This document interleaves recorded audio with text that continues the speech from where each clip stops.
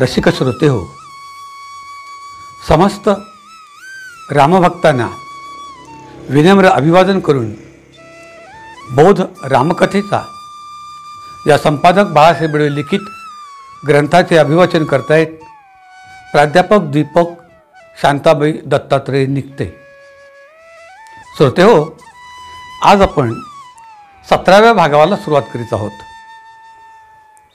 प्रभू रामचंद्राच्या जन्माने संपूर्ण अयोध्या नगरीत आनंद झाला होता.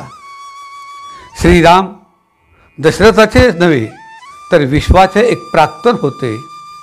राजा दशरथ म्हणतात, 60 वर्ष सहस्राणी जातश्च मम कौशिक कृच्छतो उत्पादितश्चायं न रामं नेतु अहर्षि. 60,000 वर्षांनी राम मला झाला. राजा दशरथ म्हणतो, हे वाल्मिकी सांगत आहेत, कुठली डिग्री घेतलेले सांगत नाहीत. युग, मन्वंतर, कल्प हे गणित आक्षेप घेणाऱ्यांना समजणार नाही. श्रीराम 28व्या महायुगातील अखेरच्या त्रेतायुगात जन्मले होते. कौशल्या व रामजन्माचा आरोप घेणाऱ्यांनी एकदा वेद वाचावेत, म्हणजे त्याला उत्तर मिळेल. भागवतातही याचे गणित भगवान व्यासांनी सांगितलेले आहे. अधिक खोलात जाण्यात अर्थ नाही. दशरथासह सर्व अयोध्या नगरी आनंद कल्लोळात जणू काही स्नान करत होती. पायस प्रसादाचा आविष्कार कृतीचा साक्षात्कार घडवित होता. अजून सूर्योदय होण्याला एखादा प्रहर कमी होता, म्हणून भारतीय हिंदू शास्त्राप्रमाणे तिथीचा बदल झालेला नव्हता. पण रामायणात दशमीच्या सूर्योदयाचे पूर्वसंधी कालात दशमीच्या प्रातःसमयी कैकेयी माता प्रसूत झाली. ती पूर्ण निद्रावश होती. पहाटेची झोप गाढ असते असे म्हणतात. कामानिमित्त मंथरा येत होती.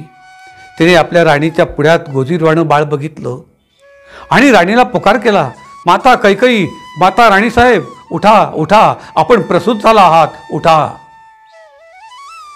हा दुसरा भगवंताचा अंश कैकेयीच्या पोटी आविर्भावित झाला.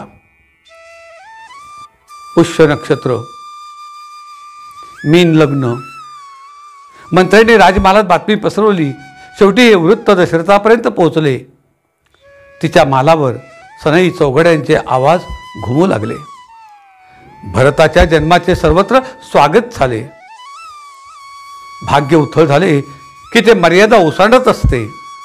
हाच प्रत्यय राजा दशरथ आणि अयोध्यावासियांना आला. 2 दिवस गेले आणि तिसऱ्या दिवशी सुमित्रा माता आपल्या कक्षात विश्रांती घेण्यासाठी शयनघरात थोडीशी पडली होती. तेव्हा तिला एक स्वप्न पडले. मी प्रसूत झाले आहे. वेळभर दुपारी माध्यान्हीची. तिथी होती चैत्रशुद्ध एकादशी. अश्लेषा नक्षत्र. सुमित्रा त्या शुभ स्वप्नाने जागी झाली. पलंगावर पाहते तर 2 बालके दिसत होती. लक्ष्मण आणि शत्रुघ्न हे प्रगट झाले. पुन्हा आनंदाचा कल्लोळ. दशरथाने भगवान सूर्याची प्रार्थना केली आणि आनंद व्यक्त केला. लक्ष्मण शेषावतार, तोही नातळे योनिद्वार. जन्म व्यवहार खलिला. लक्ष्मणाचा जन्म झाला आणि राजधानीतल्या ब्राह्मणांना व इतरांनाही दशरथाने 10,000 गायी दान केल्या, अन्नदान केले. काही उपहार देऊन अनेकांचा सन्मान केला. 4ही पुत्रांच्या जन्माने नुसता अयोध्यातील जनतेने आनंदोत्सव साजरा केला नाही, तर पशुपक्षी, कोकिळा, वन्यजीव यांना सुद्धा प्रभूच्या अवतरणाची चाहूल लागली होती.